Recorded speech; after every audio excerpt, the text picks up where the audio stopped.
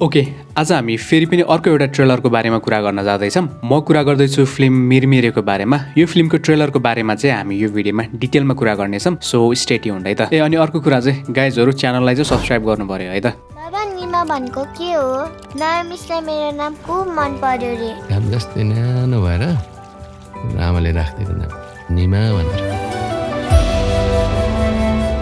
तिमी जस्तै छ चकचके।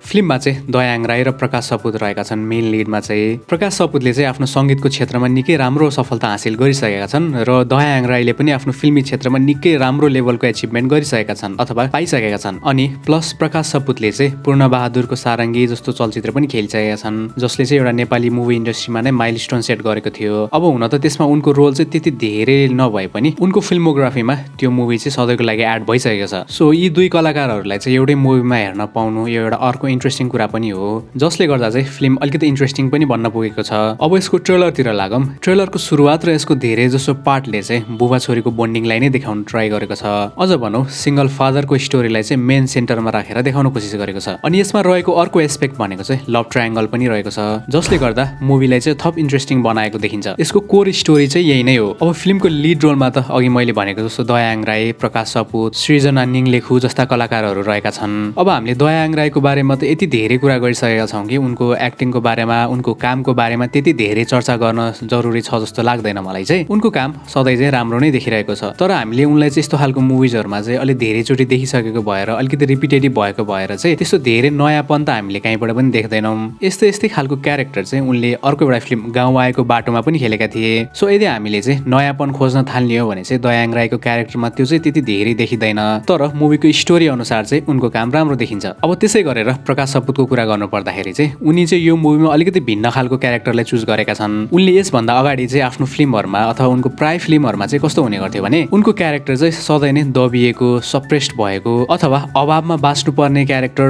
यस्तो खालको क्यारेक्टरहरू चाहिँ उनले अलिकति धेरै फोकसमा राखेर खेलेका हुन्थे। तर यो फिल्ममा भने त्यो अलिकति डिफ्रेन्ट देखिन्छ।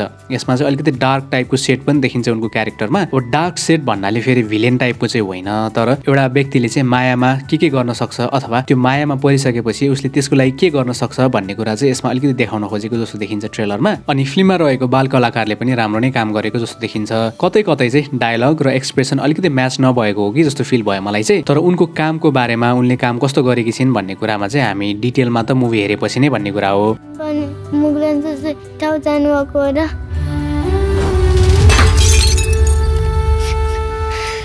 आमालाई टिटी पनि दिन नपाउनु।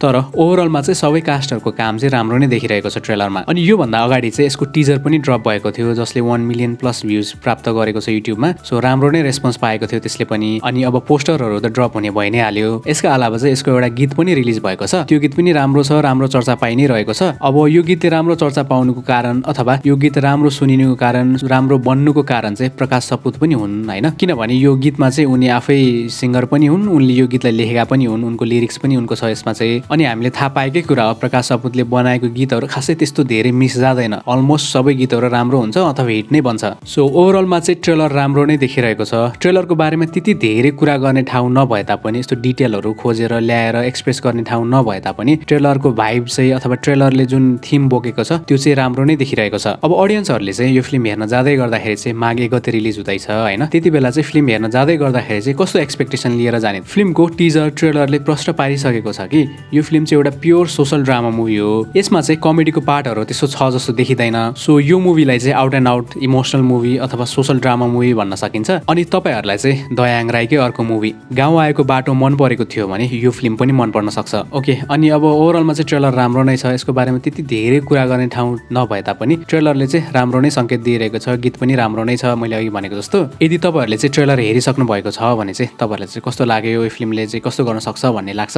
तपाईँहरूले चाहिँ कमेन्टमा लेख्न सक्नुहुन्छ। सो अब हाम्रो भेट चाहिँ अर्को भिडियोमा नै छ। त्यतिन्जेलसम्मको लागि चाहिँ अरू भिडियोजहरू हेर्दै गर्नु होला, सब्सक्राइब गर्नु होला। So see you guys.